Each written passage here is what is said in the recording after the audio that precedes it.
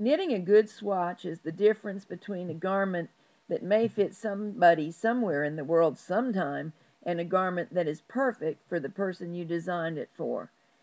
Knitters tend to try to avoid swatching and to consider it a terrible chore, but it's really not that bad. Let's do it together and you'll get comfortable with it. All right, swatch is rested.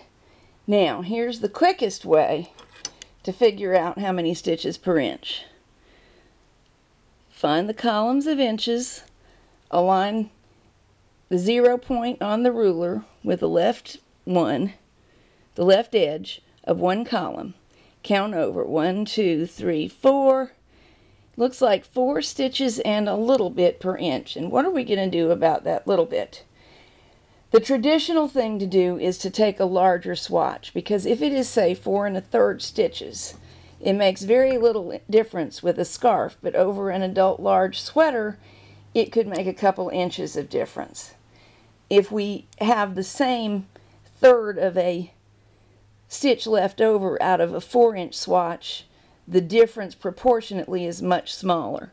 So we could count 1, 2, 3, 4, 5, 6, 7, 8, 9, 10, 11, 12, 13, 14, 15, and that comes out almost perfectly to 15 stitches in 4 inches, which is also the same as 10 centimeters. And many patterns are written with 4-inch or 10 centimeter gauges.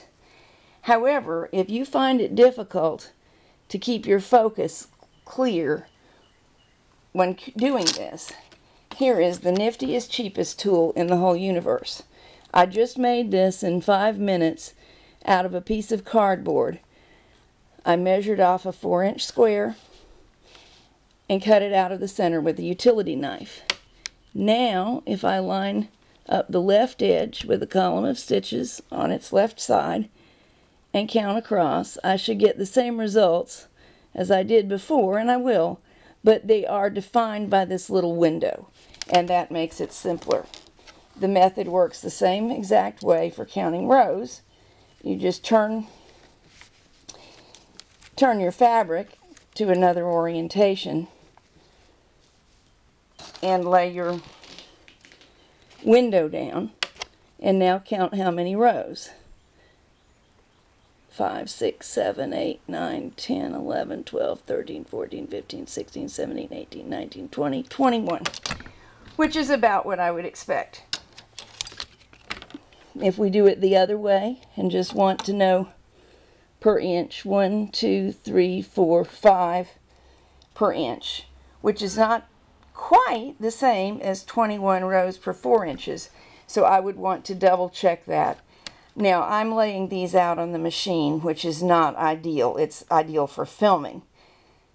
Really, I should let a larger swatch than this relax on a table, so everything's completely flat. And most likely, the fact that I did not do so accounts for the slight discrepancy I got in my row count.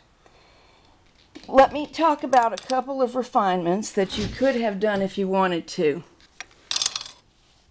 Edge stitches do not tend to be the identical size with middle of the work stitches, so we don't want to have to count them because they will throw off the gauge. One thing that you can do if you want to know how wide is a specific number of stitches is, for example, cast on 60 but put a yarn marker at 50. So there'd be 5 to the left of your marker, 5 to the right of your marker, and we would just leave those out of our measurement entirely. However, given the method I just used, I can go back and count my eyelets. I happen to remember this is at stitch size 10 here, and figure out that at stitch size 10, I'm getting 3.75 stitches and 5 rows per inch, at least pretty much like that. Remember, by one measurement I had 21 rows per 4 inches, so that would be 5.25 rather than 5 rows. And that also could be because the 4-inch measurement is more accurate. Looked like I was only getting 5 on my inch, but it might easily have been 5 1/4 because it's a little hard to eyeball where does the end of the stitch fall. That's the reason that a 4-inch or a 10-centimeter swatch is considered more accurate. Now, I have heard a lot of fuss lately about, oh, I can never match the gauge in any given pattern.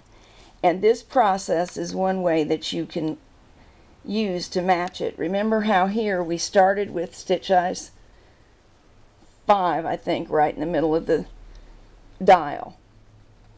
If I had written the pattern and told you what you need is 5 stitches and 8 rows per inch, and I got it at stitch size 5, you could have started at stitch size 4, done enough rows to measure 4 inches later on, then 4 1/2, then stitch size 5, then stitch size 5 1/2, and compared all of your swatches, all of the gauge on every section of your swatch after you let them rest and you wash them with my gauge, and pick the very closest one.